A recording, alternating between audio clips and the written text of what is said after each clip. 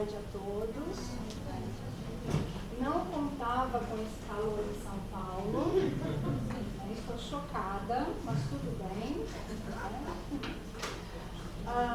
Primeiramente, claro, agradeço a gentileza do convite da professora Sandra, que foi muito modesta, porque o pós-doc feito em Surrey também foi feito com ela, em associação com o professor Justin. Então, é uma honra poder também representá-la aqui. Agradeço a USP pela oportunidade, a presença de todos vocês e a comissão organizadora, por vários motivos. E um deles, claro, por marcar 2 horas da tarde. Porque o evento gótico não pode começar às 8 da manhã, porque nós não temos existência ontológica nesse horário.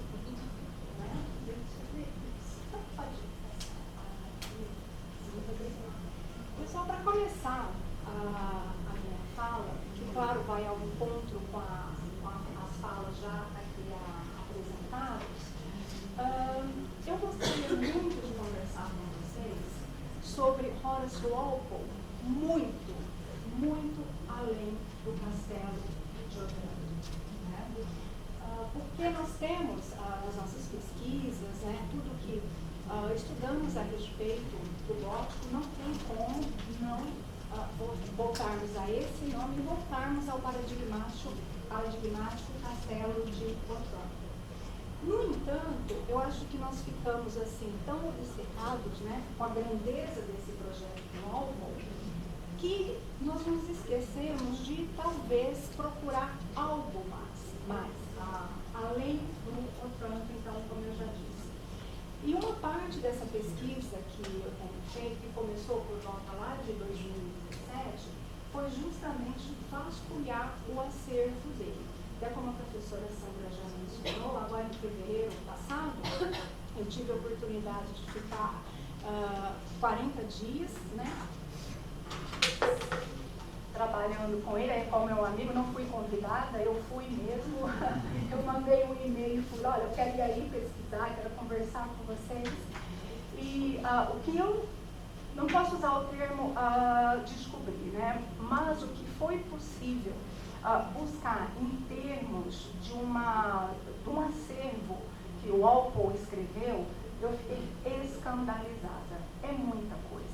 Tem mais romance, tem contos, tem peças, tem biografias, um legado epistolar que é assim, de deixar a gente embasbacado.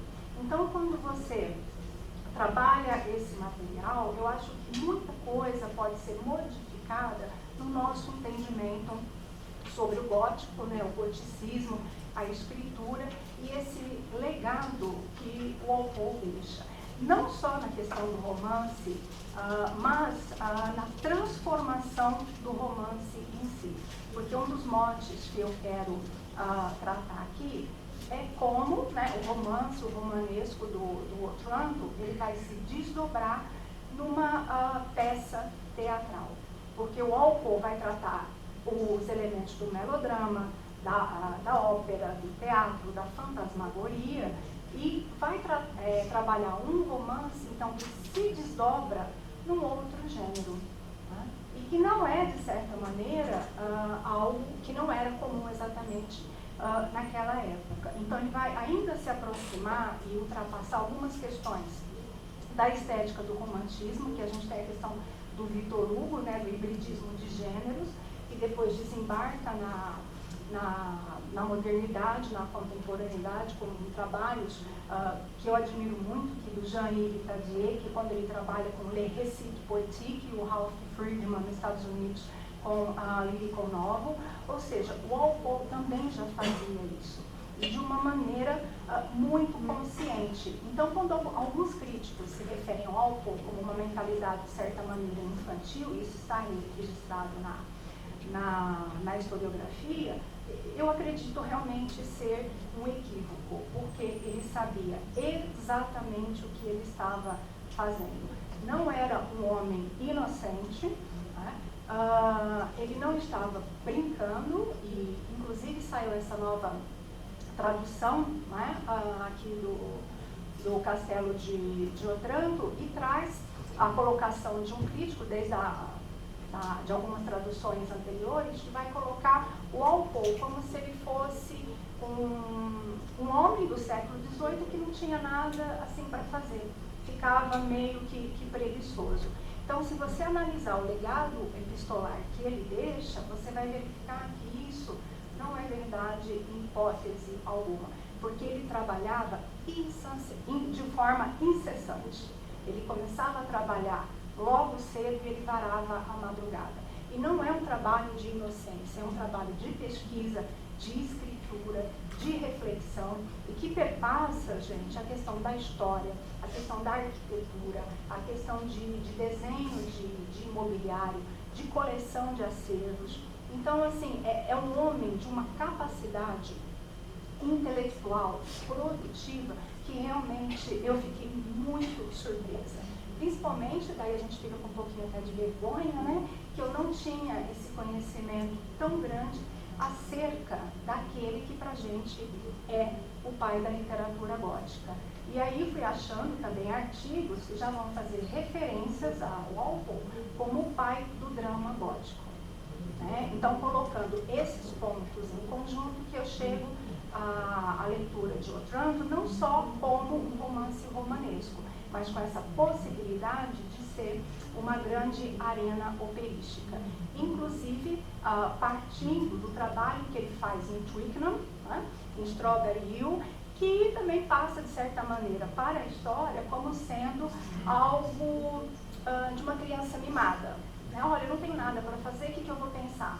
Eu vou fazer um elefante branco numa área extremamente elegante, porque isso a gente tem que observar. Né? Isso eu tenho aprendido muito com o tempo. A casa Strawberry Hill está localizada numa das áreas mais elegantes, ali próximas a Londres, né? Na área de Twickenham, e simplesmente com as casas neogóticas. Ele, né? A casa dele. E o restante é o estilo neoclássico. Tudo padronizadinho, parece que as casas são até medidas. Aí ele começa a inventar aquela casa monstruosa, que é uma casa fake. Né? Isso o Bottin vai falar de uma maneira muito interessante, que tudo é artificial, convergindo, né, para esse excesso do barroco, esse excesso da escritura que, né, o Daniel já apontou também na fala dele. E o mais importante, nada disso é por acaso, existe um propósito, é um modus vivendi e um modus operandi. Então, na verdade, na minha leitura, né, eu não sei se por excesso de café, mas é uma leitura, é alguma coisa assim, isso porque é a primeira vez que muitos estão me conhecendo, a gente fala café, né, mas enfim. Então, eu não sei se é alguma alucinação assim da minha cabeça, mas toda vez que eu olho hoje para Strawberry Hill, eu vejo uma maquete do Castelo de Otranto. Ela é uma maquete. Ele fez a maquete, depois ele fez o romance. E aí, como eu sou obcecada também, alguns já conhecem, com a questão do ornamento, né, do mobiliário, que pra gente isso é muito importante, principalmente quem vai lidar com a teoria do espaço, né, porque o espaço não é somente esse local que nós estamos aqui. Você tem um desdobramento em cenário, em ambiente, cada um tem as suas peculiaridades. E isso é encantador também no Walpole. Ele faz exatamente isso. A abertura do castelo de Otranto, por exemplo, é exatamente a mesma coisa que você tem quando você entra na casa dele em Strawberry Hill. Né? Os eixos que ele trabalha de verticalidade, de horizontalidade, são impressionantes. É a mesma sensação que nós temos. E aí eu também tenho pensado que a questão do gótico, ela não é somente uma questão teórica, uma questão crítica. Antes de tudo, o gótico é uma sensação. E se houve, né, um guardião que soube trabalhar essa questão muito bem, esse guardião foi o Walpole. Então, quando ele trabalha essa questão, por exemplo, do olfato, né, a questão da audição, de tudo que nós vemos no castelo de Otranto, ele exercia isso em Strawberry Hill, fazendo essa maquete. Cada cômodo é construído de uma maneira diferente para propiciar essa questão de medo, de angústia, que o leitor, né, na sua recepção de leitura, ele passa por esse processo. Então, essa é uma pequena introdução, porque, inclusive, gostei muito da sua fala, Daniel, quando você toca na questão do queer, né? O Walpole também já é considerado o primeiro queer na história do gótico. Então, falar em queer aqui agora, na contemporaneidade, nós vamos ter que voltar inevitavelmente a Horace Walpole mais uma vez. Então, nesse sentido, é que eu defendo essa ideia, né? Nós temos muito mais no Walpole do que o Castelo de Otranto. Inclusive, porque se nós voltarmos ao ensaio da Susan Sontag, quando ela fala, né, nota sobre o Ken, é exatamente a questão também do Walpole. Então, não é só a escritura excessiva, ele era uma personalidade excessiva. E isso ele vai plasmar para tudo que ele faz na vida dele. Você imagina, gente, que teve duas situações. Uma, ele foi convidado para um chá, vocês imaginam, né, o chá tipicamente inglês, aquela coisa toda, e ele resolveu aparecer no chá com um chapéu cheio de flores. Né? Mas assim, isso não era comum para aquela época, né? É muito extravagante, ele é uma figura teatral. E daí, um dia também, ele acorda lá, resolve receber os visitantes em Strawberry Hill com uma gravata de madeira. Né? Então, ele tinha umas ideias, aí a gente fala em moda, né, Fernanda? A gente estava conversando sobre isso também, a questão da moda, do mobiliário, não é só a literatura. Ele pensava realmente nos mínimos detalhes, né? Vamos isso. Essa citação do Pierce, até acabei me esquecendo de colocar a referência completa, traz muito disso que eu estou dizendo para vocês, né? Que ele fala aqui no começo, né? Ele não é só um guardião do tempo dele, mas um intérprete do próprio tempo. Ele era um crítico político, um crítico da literatura, um crítico da vida citadina de Londres. Aliás, foi por isso que ele compra a propriedade em Twickenham, porque quando ele se cansava da balbúrdia de Londres, imagina, coisa que nós vamos ver depois, por exemplo, na literatura moderna, Virginia Woolf, né, aquela coisa, ou quando James Joyce vai falar sobre Ulisses, né, a cidade de Dublin, essa grande personagem que vai surgir para a gente, ele já tinha toda esse sentimento, ele se cansava da vida citadina e ele gostava de se recolher ao seu castelo fake, né, todo produzido, gente, para pensar o passado. Tanto que em uma das cartas dele, ele dizia, né, eu passo as noites no século XII e passo os meus dias no século XVIII.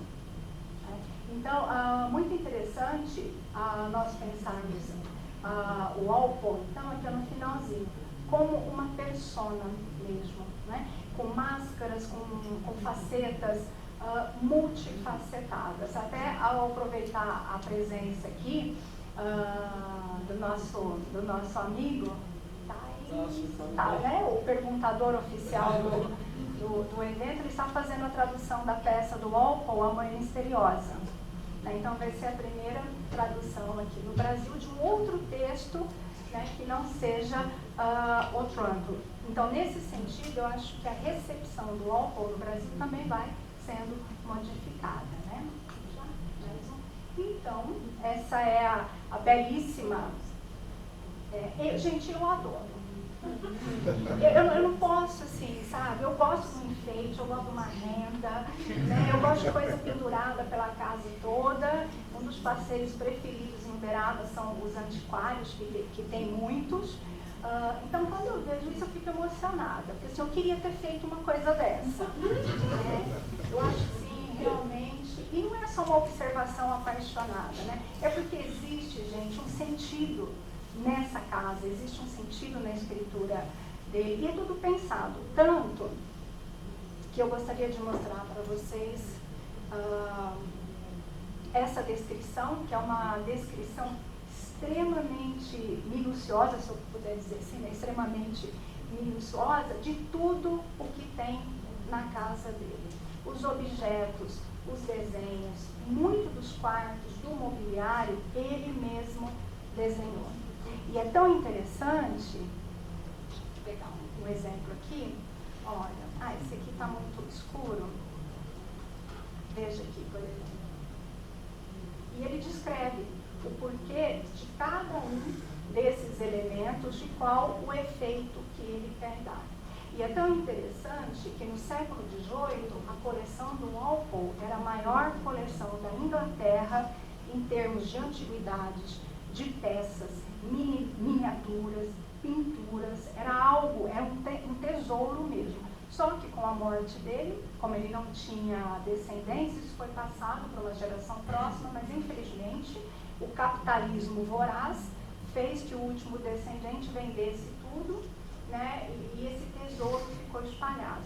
Mas agora existe um esforço muito grande da comissão que cuida da casa do Walpole em recuperar esses objetos, porque eles querem reconstituir o que era realmente Strawberry Hill naquela época. Inclusive, até fevereiro foi feito, né?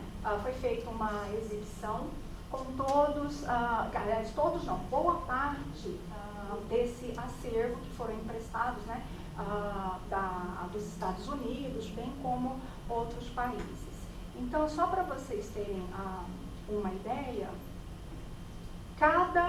essa casa ela é toda dividida por setores e todos são extremamente carregados no sentido assim, de excesso de decoração, de profusão de cores. Ele trabalha a simetria, ele trabalha a dualidade antiga do gótico, claro, escuro, alto, baixo. Então, por exemplo, um dos objetos que estão tentando recuperar, então você tem mobiliário, você tem outros ornamentos que fazem parte aqui do acervo, e inúmeras esculturas, por exemplo, e pinturas. É tudo tão grandioso e tão preenchido de sentido, que é por isso que eu discuto tanto essa questão, que há muito mais em Walpole do que a gente pode imaginar, até mesmo em relação ao castelo de Otranto. Logo na entrada da casa, há uma espécie de um vaso chinês imensamente grande, que a gatinha do Walpole, chamada Celine, se afogou. Na época, né, o poeta Gray amicíssimo do Walpole, ficou tão sentido com o sofrimento do amigo que escreveu um soneto para a gatinha. Agora, você imagina o seu amigo, né, simplesmente Gray, fazer um soneto para o seu gato. Então, gente, é um universo muito diferente do nosso. Então, é muito surpreendente essa capacidade que o Walpole e o círculo, né, que chamava do comitê de gosto, teve nesse sentido de contribuir para tantos desdobramentos desse autor tão paradigmático, complexo, né, que eu falo, funciona como uma caixinha de Pandora. Cada vez que eu mexo em alguma coisa, aparece uma outra possibilidade de estudo e uma faceta do Walpole que a gente não está muito habituado, né? Aí a gente vai ficar nervoso, né? Coisa. Deixa eu ver aqui. Aqui é especificamente sobre a casa e a ligação com o estilo, por exemplo, do rococó. Né? Nesse sentido, é importante chamar atenção para isso, porque o gótico trabalhado pelo Walpole não é um gótico que você consegue exatamente situar no tempo e no espaço. De certa maneira, ele inventou um gótico próprio, é o gótico a Walpole, porque ele trabalha, como eu disse, essas influências do barroco, né? O rococó, a questão do romantismo, a questão do medievo. Então, ele aglutinou tanta coisa que, além de tudo, ele criou o próprio gótico.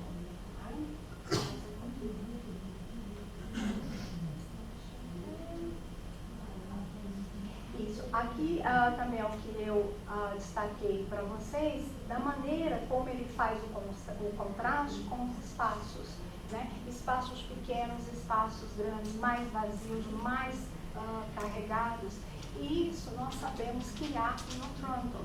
Por exemplo, quando eu sempre troco o nome das personagens, é a Isabela, que foge lá pelos...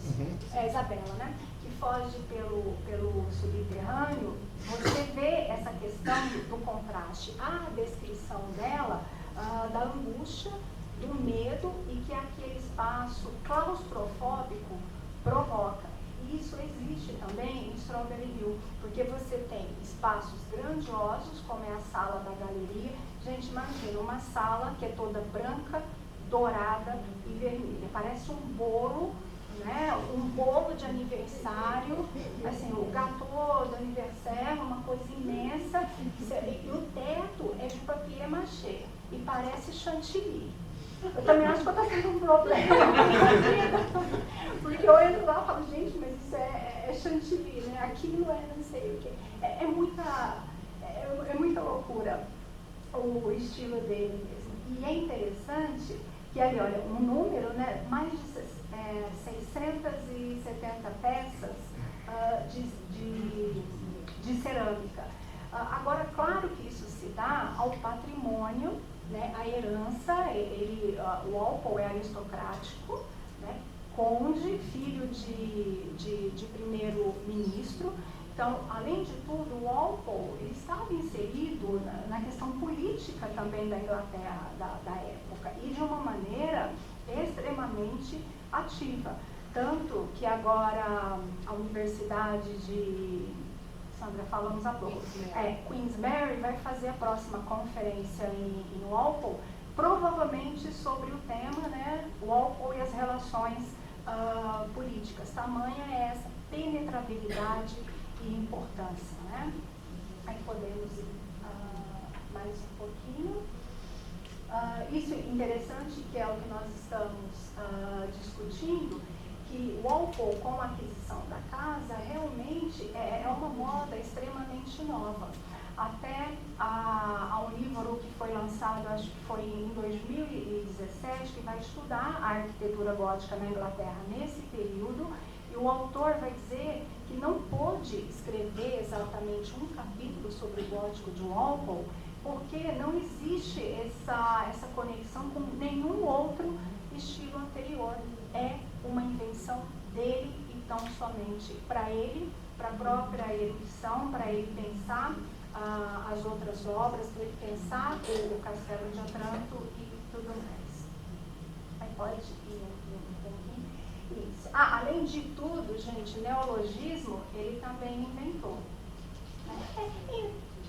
Pois é, olha, né? Fala de novo, Sandra, que eu não vou falar na sua frente.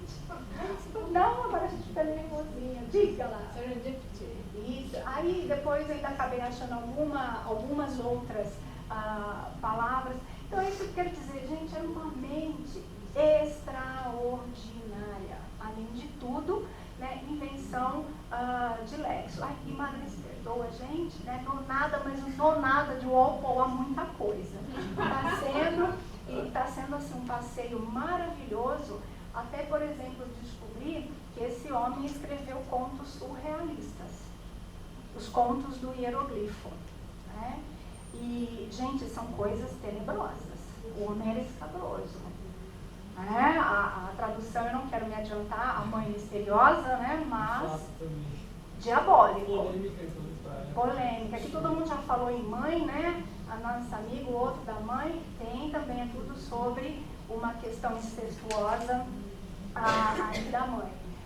Então, ali, nesse sentido, como eu estava dizendo para vocês, o que mais me agora chama a atenção, que é o tópico que eu estou começando, é justamente a dramatização do romance, né, em Walpole.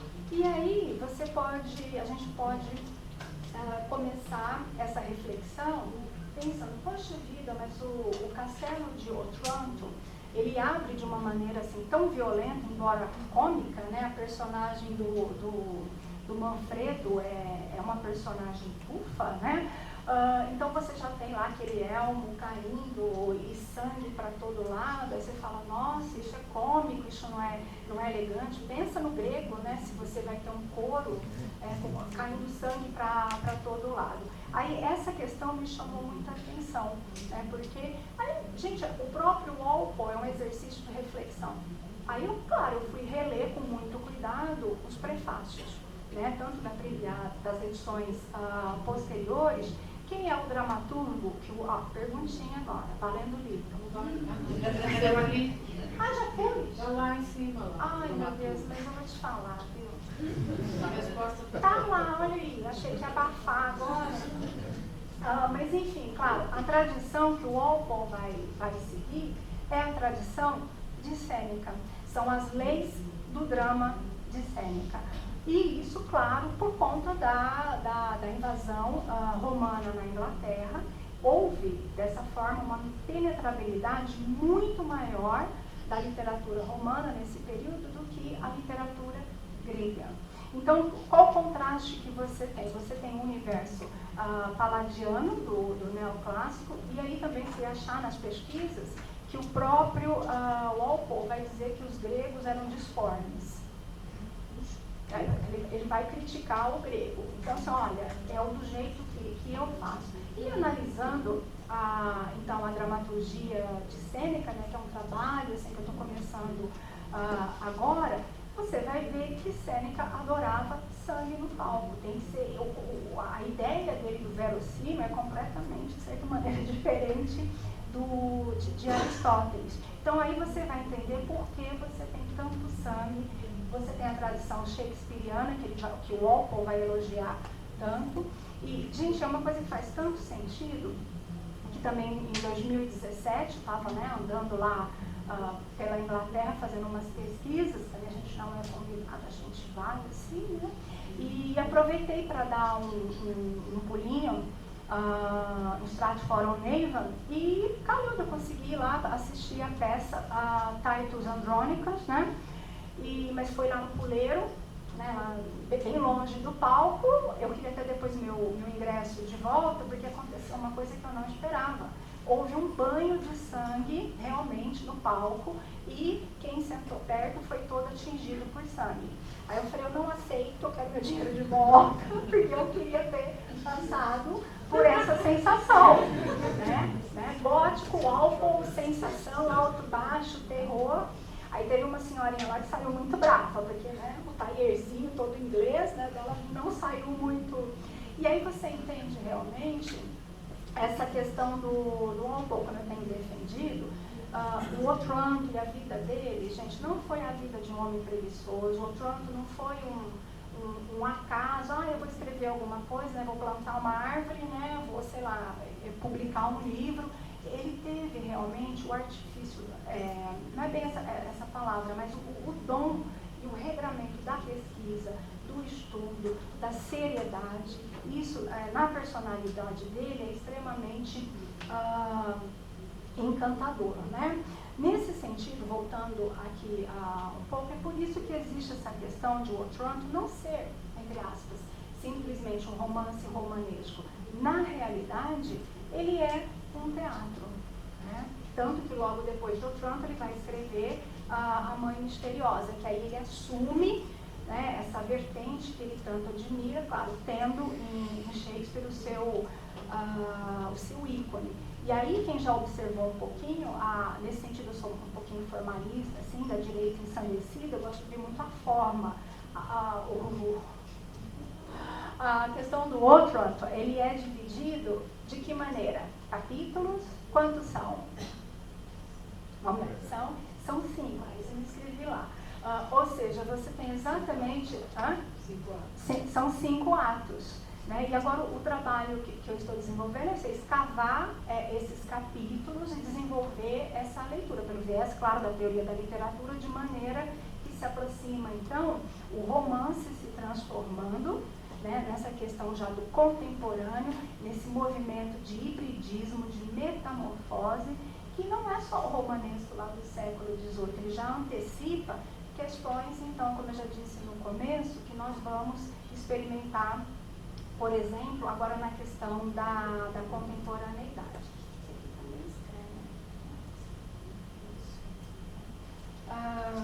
Deixa eu caminhando aqui mais um pouquinho. Ou seja, o Walpole é um escritor que ele não pertence somente ao século XVIII. E me lembra muito também a questão do próprio Edgar Allan Poe, né? Com a questão dos ensaios, da crítica, das teorias que ele desenvolve. Hoje nós lemos muito da literatura gótica pelo viés do Poe. E assim é a mesma coisa a respeito do Walpole. Tudo que nós lemos pelo viés do Castelo de Otranto, agora nós temos que ler também em cima de toda essa outra trajetória que essa pesquisa procura compreender. E aí, pensando um pouco mais, não é só a questão dessa mudança em termos da forma do gênero romance em teatro, mas você também tem uma proximidade muito grande com a própria ópera, né? Otranto também é uma grande apresentação operística. E há algo também mais interessante, porque você tem o viés do gótico, que é um gótico cômico, né? Não é só o grotesco, o medo, o Manfredo, como eu acabei de citar, essa personagem bufa, mas você tem o gótico cômico, que hoje também tem sido muito estudado nas obras do Edgar Allan Poe. É algo que está sendo bastante resgatado. Então, os críticos, isso, né, na Inglaterra, eles têm sido unânimes em afirmar que o Walpole é o pai do romance gótico, é o pai do teatro, do drama gótico e também é o pai do gótico cômico. Então, nesse sentido, há muita coisa a ser explorada, há muito material a ser traduzido. E nessas pesquisas, o Walpole também faz relato de biografias de reis da Inglaterra, por exemplo. E é com pesquisa, né? É um documento histórico que hoje, inclusive no legado epistolar dele, acho que mais de 4.000 cartas, a Universidade de Yale fez um trabalho incrível, essas cartas estão disponibilizadas no site. Então você pode, com a leitura das cartas, você entende que o pensamento dele é um pensamento realmente muito à frente do tempo, é um pensamento de um estudioso que sabia exatamente o que ele estava fazendo. Tanto que eu já citei para vocês o Jean-Yves Tadier, que é um teórico que eu gosto muito, por conta, né, que ele trabalha com a narrativa poética, esse híbrido entre a prosa e a poesia. Existe um capítulo que é o capítulo do espaço, que é justamente, né, o espaço, e ele vai trazer o Walpole como esse grande artifício do estudo do espaço na narrativa. Então, ao mesmo tempo que você tem Strawberry Hill como a casa dele, você tem como uma maquete, você tem o Otranto. Nesse arcabouço, você ainda vai desenvolver a questão da teoria do espaço. Além de tudo, na minha cabeça, eu já vejo o Walpole nesse sentido, como um dos grandes teóricos. Embora ele não tenha escrito nenhum ensaio especificamente sobre isso, mas quando você coloca junto esse catálogo, a obra, essa questão do teatro, você vai verificar que o espaço para ele era fulcral. Senão ele não teria passado 27 anos da vida reformando aquela casa que hoje recebe centenas de turistas e estudiosos. Porque nessa questão especificamente você vê um desdobramento da casa, do trabalho, do modus vivendi e do modus operandi de Walpole em tudo que ele tem feito. Então, essa eu vou pular.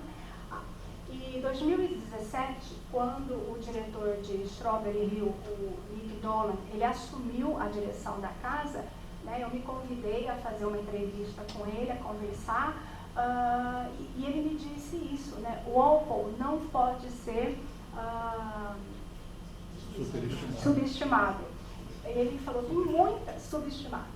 Há muita coisa a se pesquisar a respeito dele. Então, tudo isso ficou muito na minha cabeça, né? Assim, porque, poxa, o que tem tanto além disso? E essas conversas com o Nick Dolan, que eu tenho contato assim até hoje, tanto queria agradecer porque eu pude fazer essas pesquisas em fevereiro, né? Que ele deu anuência para frequentar a casa do Walpole, né? Esse contato com o material, com ele. Então, o que a gente percebe? É um trabalho muito sério que eles estão fazendo a respeito disso, e tudo o que eu disse aqui para vocês não é um achado exatamente na pesquisa, né? Esse material está na Inglaterra, está registrado. O que eu estou fazendo é colocar tudo junto, e o objetivo maior seria trazer essa nova face do Walpole para o Brasil, né? Ver muito além do que a gente está debruçado sobre Otranto, né? E aí, palavras dele, né? É muito provocador, e ele realmente diz que ele pensa tanto, que ele tem tanta coisa, que ele estuda tanto, ele tem tantas ideias, que chegou a um ponto da vida que ele começou a ficar assim envergonhado, né, com a grandeza dele. Interessante que nesse sentido ele é queer, can, wit, ele está muito à frente. Não tem a respeito acerca do Walpole você classificá-lo. Hoje eu já vejo como um desses escritores atemporais, né? Você tem o gótico, você tem o barroco, você tem o romantismo, você tem a teoria, você tem questão de gêneros, você tem ópera, melodrama, você tem absolutamente tudo. Então, nesse sentido, gente, eu concluo dizendo que ele realmente não pode ter vergonha dessa grandeza. Ela é imensa, e fica o convite para que vocês também aprofundem os estudos nessa jornada de Walpole, que é encantadora, e enriquece demais quem gosta e quem pesquisa o gótico. E eu agradeço imensamente vocês por terem me ouvido. A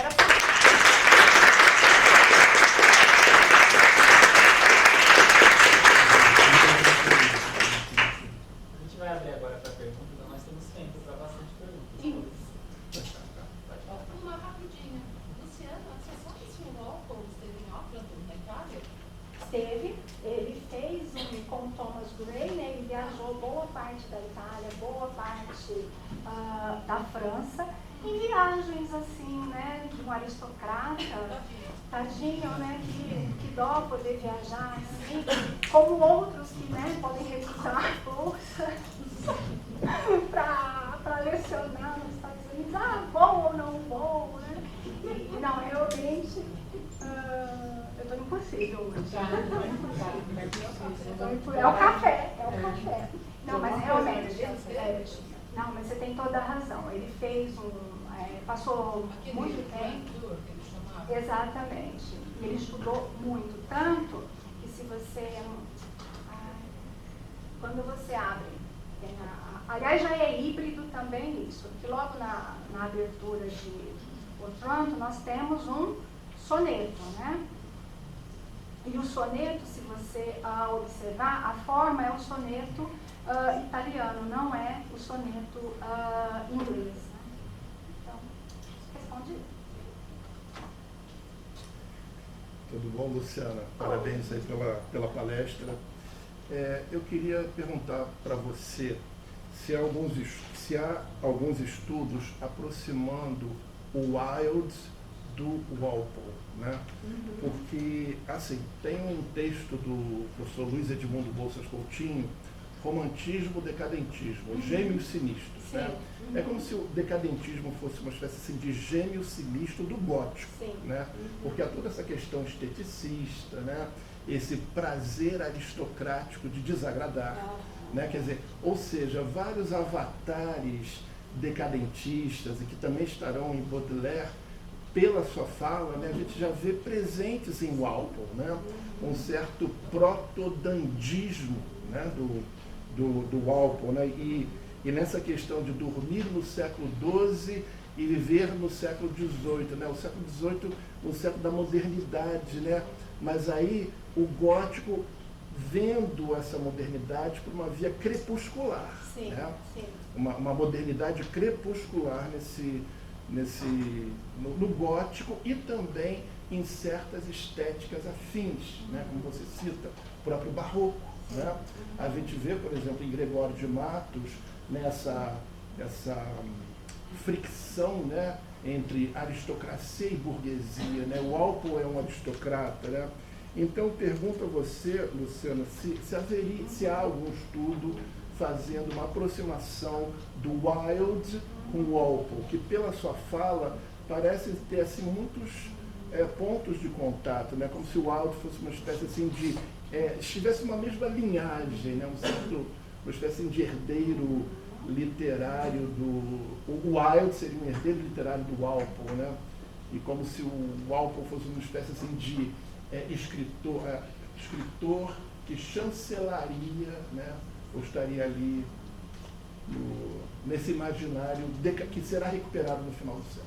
Não, Fernando, agradeço imensamente essa contribuição, essa observação, e eu acho que, como os meus alunos dizem agora, lacrou, né? Porque é exatamente isso, a figura do Walpole, quer dizer, o Wilde, os Mans, eles acabam refletindo, e não há mistério nisso, o que o Walpole significa. Por isso que, pode voltar lá no primeiro slide? Isso. Por isso que hoje eu faço no título justamente essa provocação. Quando eu uso o termo esteta, eu já estou criando um diálogo com, por exemplo, Oscar Wilde. Quando eu chego em visionário, tem a ver com toda a questão também do decadentismo, e a crítica diz, né, que em termos históricos e em termos de historiografia literária e da data cronológica do mundo, o Wilde não foi exatamente considerado moderno, porque ainda foi na transição para 1901. Então, visionário, assim como o próprio Walpole. Camp. E aí eu toco no ponto que você coloca, a figura, né, do dandy crepuscular.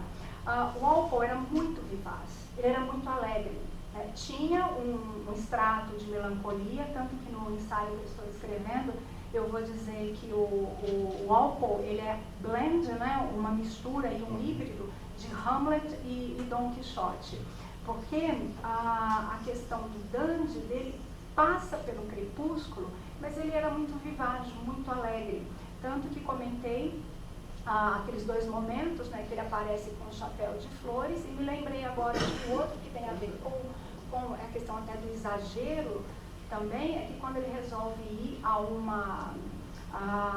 um evento e ele coloca umas luvas brancas, todas com pedrarias, que pertenceu, deixa eu ver se eu me lembro, ao rei James I.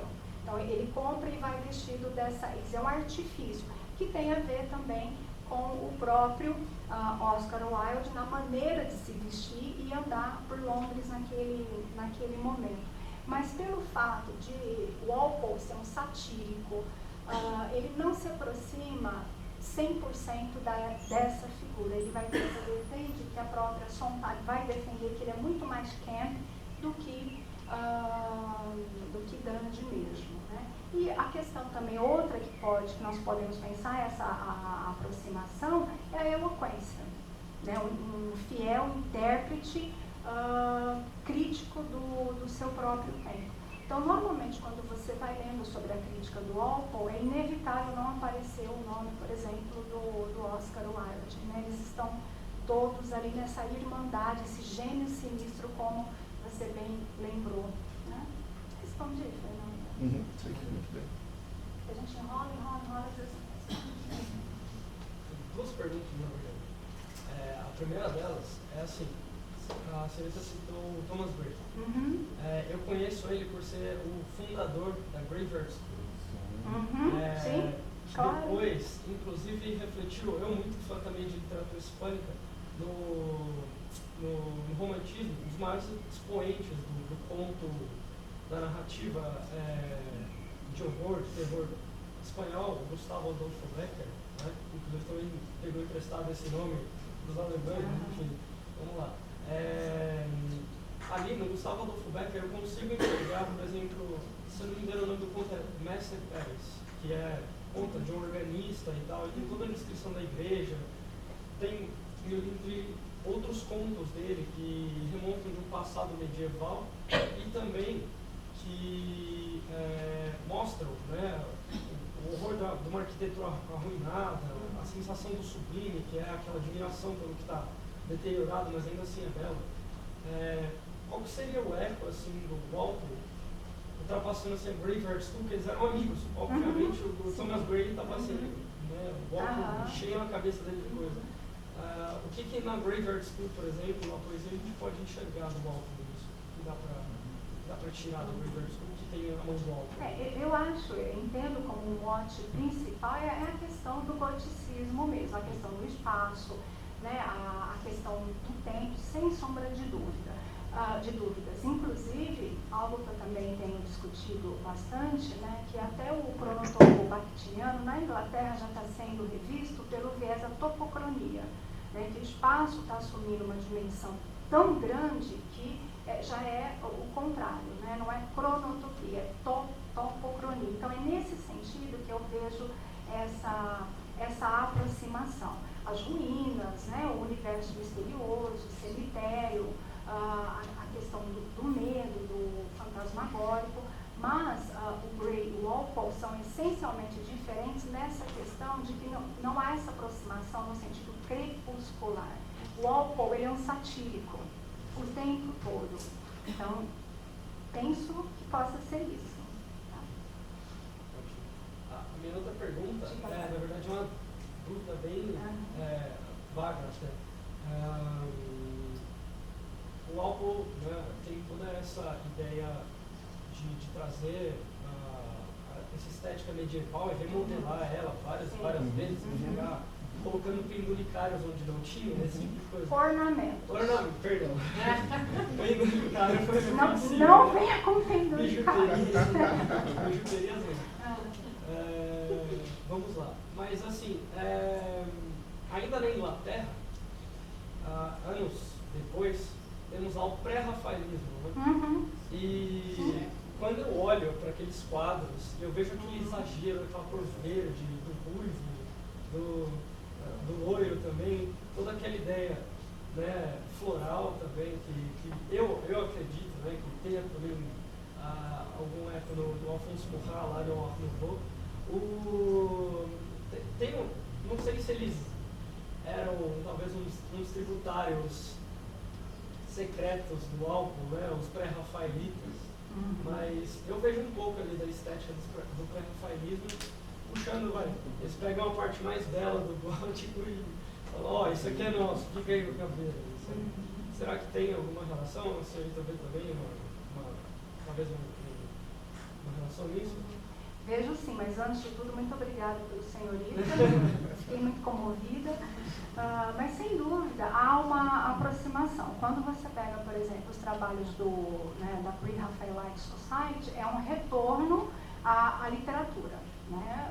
O Gabriel Rossetti, esqueci o nome, William Morris, no momento eles vão trabalhar com as figuras femininas, né, extremamente delicadas, fazendo essa releitura, inclusive de muita coisa a respeito das peças shakespearianas. Por exemplo, a Ofília é uma das figuras literárias mais retratadas pelos pré-rafaelitas, né? Inclusive também a The Lady of Shalott, do Tennyson, aparece, sei lá, talvez em mais de 50, 60 quadros, e a própria visão do Waterhouse, que é um dos autores principais que vai trabalhar essa temática, ele recupera, por exemplo, no Lady of Shalott, toda essa questão espacial do gótico. O poema The Lady of Shalott, ele tem essa divisão espaço também temporal. Você tem um castelo, né, você tem a ilha da fada, que ninguém sabe quem é, ninguém nunca ouviu, só ouve o sussurro, né? É ela que está cantando, a maldição vai cair sobre ela. Então, nesse sentido, Se você pega cenário, o arcabouço de configuração da personagem, eu acho que sim, é uma ligação imediata com o autor. Mas não tem essa questão que que eu tenho falado bastante do cômico. Eu não vejo, eu pelo menos, aí, né, não vi ainda até o momento nada relacionado nesse sentido com o pré-rafaelismo. Né? O pré-rafaelismo eu vejo muito como melancólico. Né? E é uma estética também muito clara, como você falou, né? Umas cores muito vivas, o cabelo geralmente, a preferência deles é pelo cabelo ruivo. Então eu acho que aproxima nessa questão do mote, da morte, né? do cenário, de alguns tropos ou topói aí do gótico. Tá? Posso só fazer uma observação em relação às pré-rafaelitas? Claro, por favor. Tem um retorno à lenda, ao ciclo arturiano. Vai ainda para além, Ainda mais ancestral. mais antigo. Claro, né, Sandra? Lady Charlotte vem direto. Exato, A justamente. leitura do Tennyson é feita a partir do ciclo arturiano. É que eu adoro o ciclo arturiano. Não, acho incrível. Tanto que a gente acabei me esquecendo de mencionar, tanto que Lancelot, né, é por quem Charlotte morre, né, ela vai...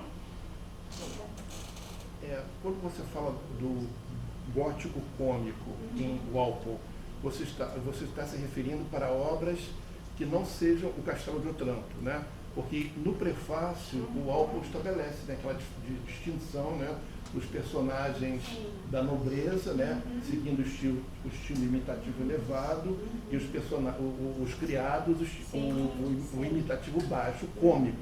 Mas quando você fala em gótico cômico, em Walpole, você está se referindo a outras obras não o Castelo de Otranto? Não, eu estou pensando... Porque assim, me parece que do Castelo de Otranto, como o próprio Walpole coloca, há esse paradoxo, há essa junção, né, do elevado com baixo, né, do antigo com o moderno, da melancolia, né, com o certo riso. Sim. Então, como é que ficaria exatamente essa questão do cômico em Walpole? Não, quando eu faço essa referência, Fernanda, é justamente centrada no Otranto, né, e eu parto da figura do Manfredo, que para mim é uma figura extremamente cômica.